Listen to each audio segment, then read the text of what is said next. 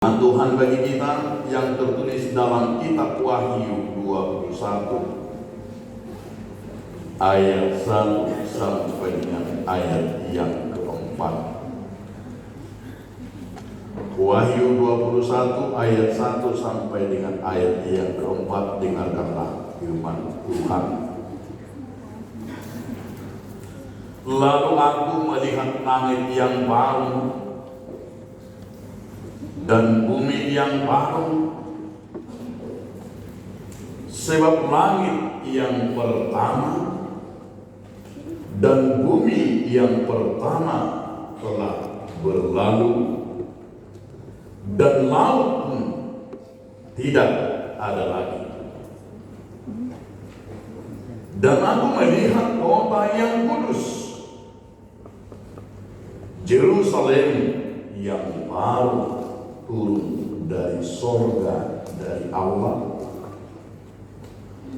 yang berhias bagaikan pengantin perempuan yang berdandan untuk suaminya. Lalu aku mendengar suara yang nyaring dari tahta itu berkata, lihatlah, Kemah Allah ada di tengah-tengah manusia, dan Ia akan diam bersama-sama dengan mereka.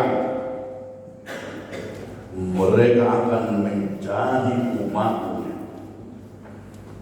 dan Ia akan menjadi Allah mereka, dan Ia akan menghapus segala air mata dari mata mereka, dan maut tidak akan ada lagi. Tidak akan ada lagi pergaulan atau ratap tangis atau duka cita, sebab segala sesuatu yang lama itu telah berlalu. Demikianlah firman Tuhan. Bapak Ibu saudara-saudara sekalian di dalam nama Tuhan Yesus Kristus, mungkin kita sudah sering mendengar istilah ini, momen tumori. Apa artinya Bapak Ibu, saudara-saudara, apa artinya momen tumori? Ya, coba dari sebelah kanan tadi.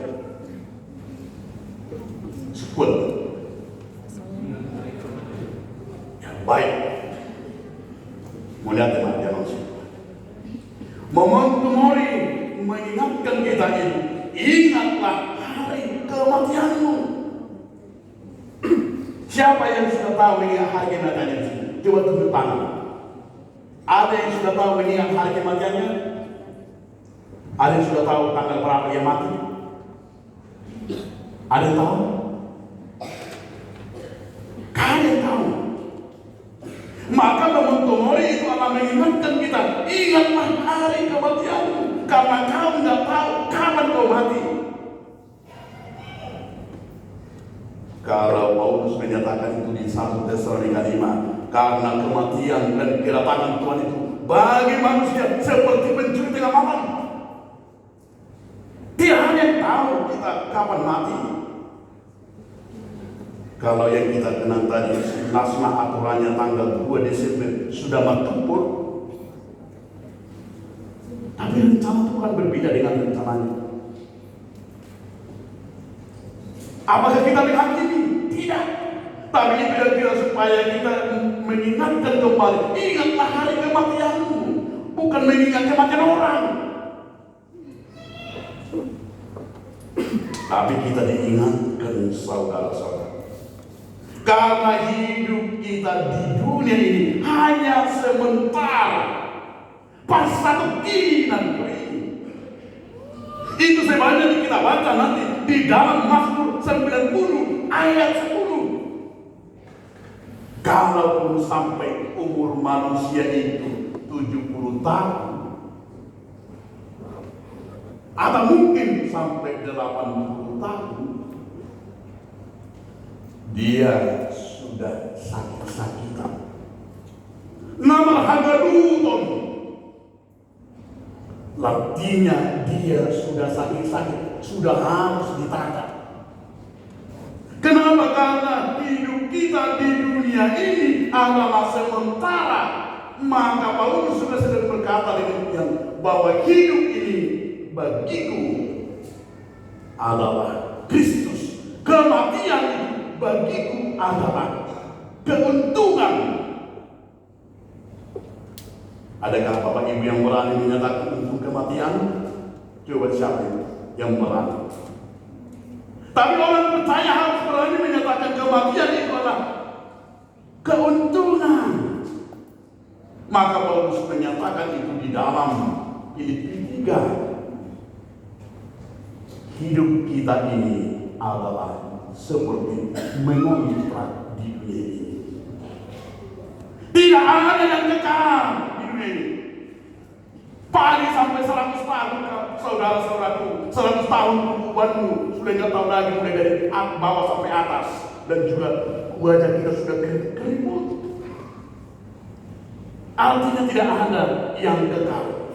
Maka kalau Paulus menyatakan hidupmu adalah sementara dan hidup kita ini adalah mengontrak, berarti kita di dunia ini mengontrak.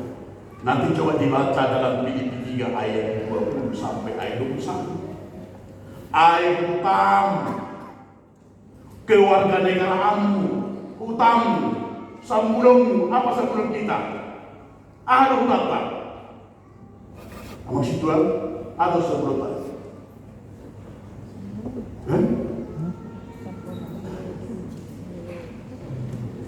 Ada yang bisa menjawab? Ada sambulung tak? Iya, surgoi sampulota lui, sampulota hutang tak kampung kita, kampung orang percaya hutang alamat bahwa kita akan di surga itu nanti kita. Surgoi sampulota lui, Filipi 3 ayat 20.